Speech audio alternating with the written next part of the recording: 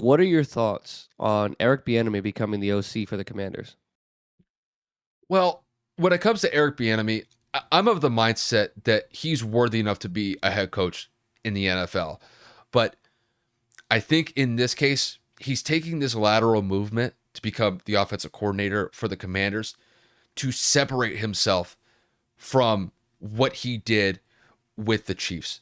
And the way that I see it, I think that he is just as critical to the success of what the Chiefs have had for the last 4 to 5 years, similar in regard to Andy Reid, because obviously Andy Reid is a fantastic offensive mind in the NFL as a head coach, and obviously Patrick Mahomes has had major success as an NFL quarterback so far in his career.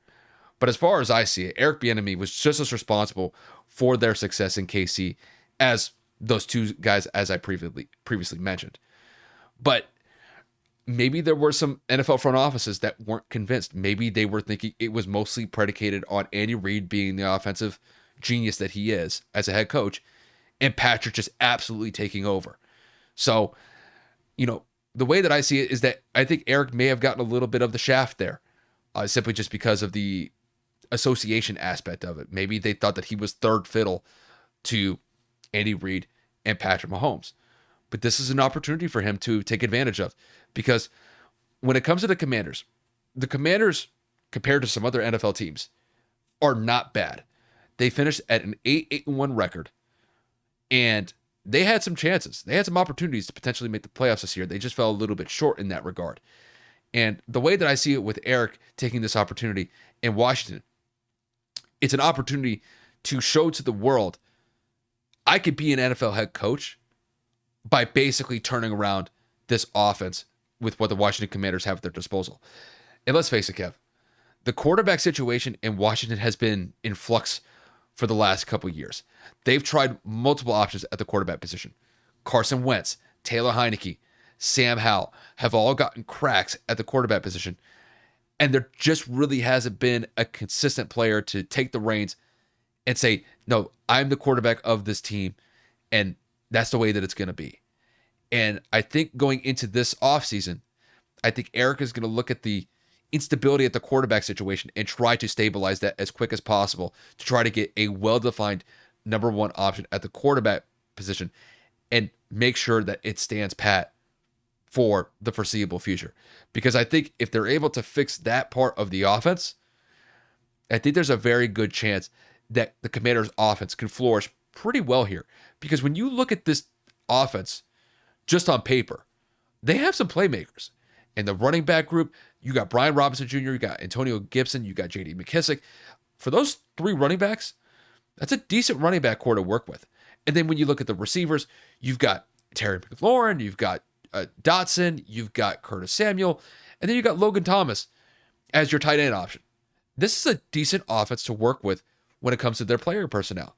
But I think this is a situation where Eric can look at the situation that Washington has in front of them and make the most of it to potentially even make the playoffs next year.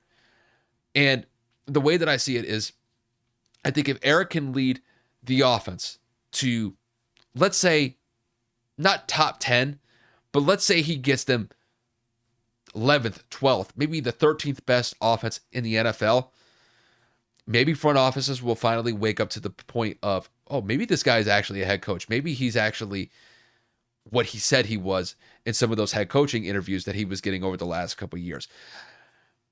This is an opportunity for him to really showcase to the world, even though I think it's ridiculous because KC's won multiple Super Bowls as his tenure as the offensive coordinator for KC.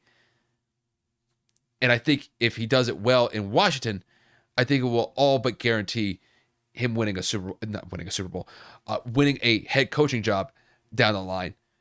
And then really at that point, he would be in control of things. Now that's not going to be the case. Like, he's going to be the OC in Washington. He's not going to be the head coach in Washington unless Ron Rivera loses his job. But overall, this is a lateral movement for him, even though that I think he shouldn't be in this situation to begin with. I think that he should be a head coach. But I think if he plays his cards well here and he puts the Commanders' offense into a good situation moving forward, I think it will all but ensure that he'll get a head coaching job probably within the next 2 to 3 years. I'll just leave it at that. So this, to me, is not only the tale of two halves, a double-edged sword.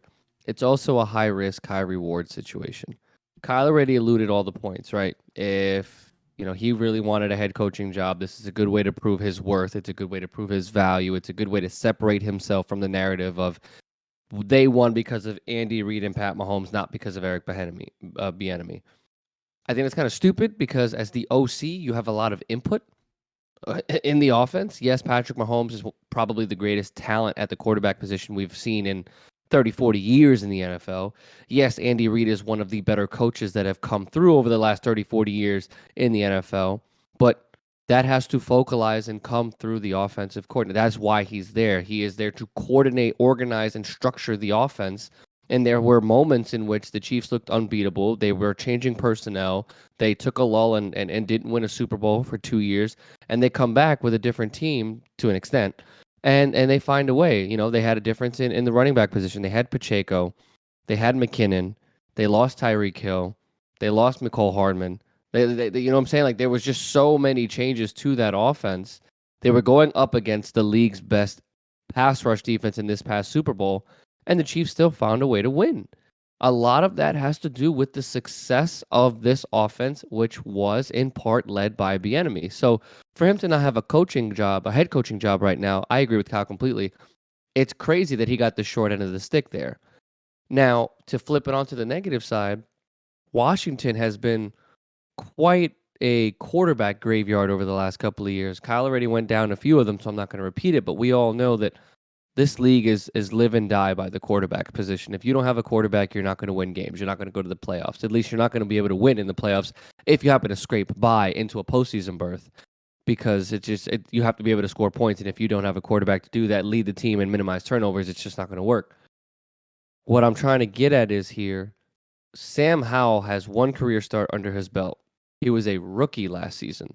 Washington, before they hired Bieniemy, said that to start training camp, Howell is going to be getting first team quarterback reps, and he's going to have to earn that starter position come week one.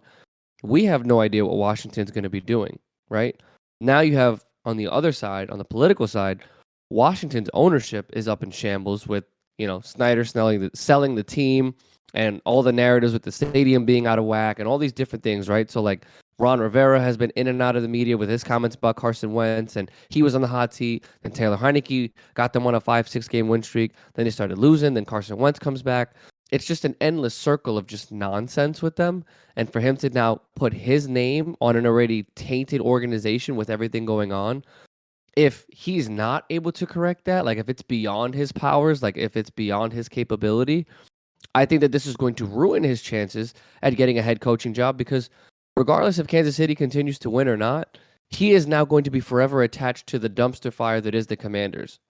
Whether or not that's quarterback injuries, players aren't able to effectively run the offense efficiently, if there's problems with him and Ron Rivera. Again, the narratives are endless with the potential of issues. You stay in Kansas City, you have the obvious advantage at competing for Super Bowls, and eventually you will get selected as a head coach because you're going to be attached to success. You're going to be attached to a winning culture. You're going to be attached to a dynasty.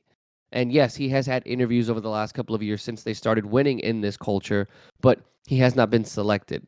I think you leaving and putting all your eggs in this basket in Washington can prove to be a very, very bad risk. Because if it fails, you're going to look like an idiot for leaving the greatest team that football has seen since the Patriots in terms of consistently getting into not only the Super Bowl, AFC Championship appearances, MVPs for the quarterback, the accolades, yada, yada, yada, and so on and so forth for what I'm getting at.